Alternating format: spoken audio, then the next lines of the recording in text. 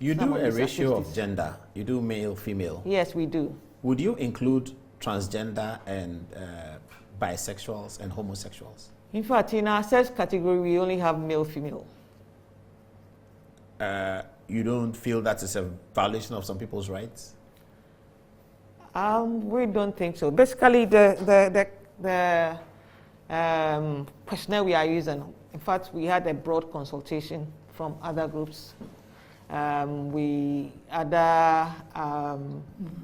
researchers, from the universities, from the NGOs.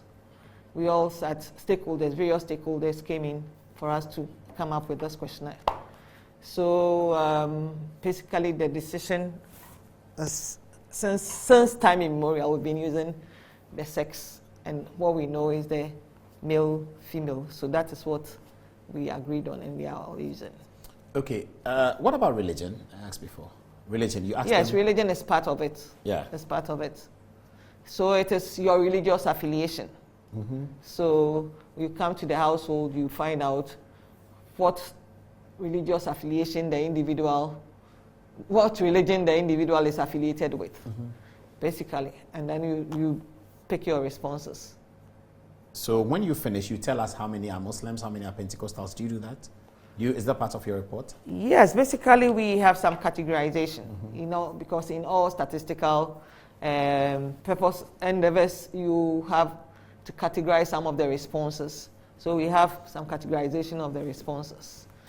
So we have, under Christianity, we have the Catholics, the Protestants. But when you finish, do you report how many were Christian, how many were Muslim, how many were, do you report that? Yes, we do. You do? We do.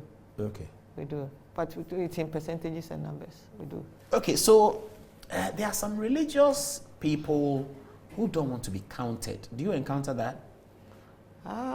They feel it's part of the Antichrist coming in, and it's part of, you know, getting data on people, and it's part of the 666 and all that. There are a few people who think like that. Yes, there may be few people who think like that, but in all, we are trying to, you know, we are backed by law, and the law and is enshrined, and enforces us to answer questions when enumerators get to you.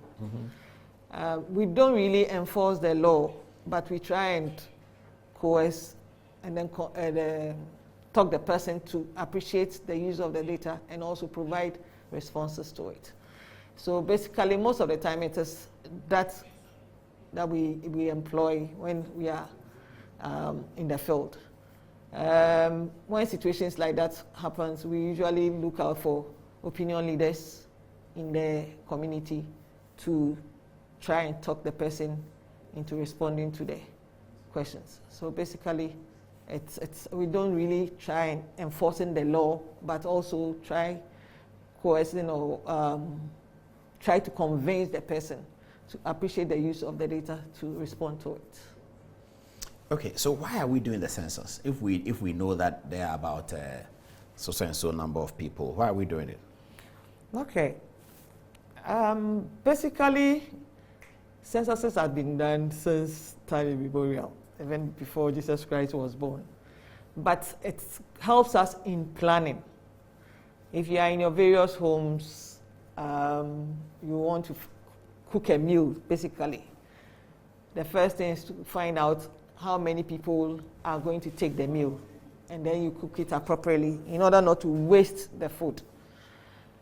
So in our communities, in our districts, in our regions, in the country, we need to know our numbers in order to help us plan appropriately for the individuals in the country. And in getting to know our numbers, we need some characteristics of the individuals, such that these characteristics can also help in putting up policies to address issues that pertains in the environment and in the communities. So basically, the census is very important. In other aspects, it's a worldwide thing. we are part of the United Nations, and we are obliged to have the census every 10 years in order for countries to be able to compare data and also assess how each country is also doing. I see. So if you counted our people and we are 35 million, what do you do with that? You are thinking 31. If it becomes 35, is okay. Do you make allowances for that? Yes, that's okay. Okay. All right. Yes, because, you count tribes? Yes and no. Mm-hmm. We have ethnic groups. Basically, we have a question on which ethnic group do you belong to, and basically it's been in our questionnaire since 2000. We consulted Bureau of Ghana Languages to give us the various broad groups for us to use. You don't count the minor groups. You count broad. So you do Akan, you don't do Akwapim. Okay, we do. In fact, in our analysis, we do it in a broad categorization. Akan, Ga, Adangbe, Eve, Mandis, Dagomba. We have Molly Dagbanis. Molly Dagbani. The Grushis, yes, and all that. But in a way to assist our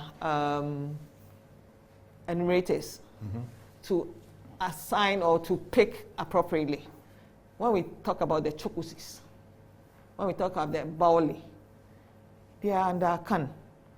But most of the time, if I go to a household and somebody mentions it, I may not be able to, because the Akan has been associated with Chi, basically. So with the Akan, it's been broken down to about 19 various Akan groups, Akan ethnic groups. So it helps the enumerators to be able to place it appropriately. So usually when we give the broader group, we give examples of the smaller groups that fall under the broader group. So that helps the enumerator to align with the appropriate broader group. You count foreigners? We count everybody in Ghana at that point in time, 27th. So if I'm Nigerian, you expect me to tell you I'm Nigerian? That's how I Yes, because we have nationality. So when you come with 30 million, does it include those who were in Ghana at the time? Yes, at that time. Who were not Ghanaians? Who were not Ghanaians. So even if they are visiting? Even if they are visiting, at that point in time, when we took the picture, it's the 27th night. It's like you are taking a snapshot of all persons in Ghana. So at that point in time, if you were in Ghana, whether you are a Ghanaian or not, you are being captured. Okay. And you'll be counted as part of Ghanaian population? No, that's why we have the nationality. It's going to tell us okay. Who is Ghanaian? Those who are Ghanaians, those who are non-Ghanaians. So we have that. I see. Okay. It's late, madam. What will be your last word? My last word is that we are coming to your households. So would love and appreciate that you receive us and then you answer the questions truthfully, and ensure that we get the right responses. Should I come to your home and don't meet you, there will be a callback card that will leave in your homes that you should call back the enumerator. Usually the enumerator will leave his or her contact on the card, so you can schedule an appointment with the enumerator in order for the enumerator to attend to you as is required. And then we also appreciate that unfortunately those of us who are learned are at times difficult to respond to the questions because they seem to, what's the use? But it's important that we all partake in the census and we all respond to the questions truthfully in order to help us plan properly.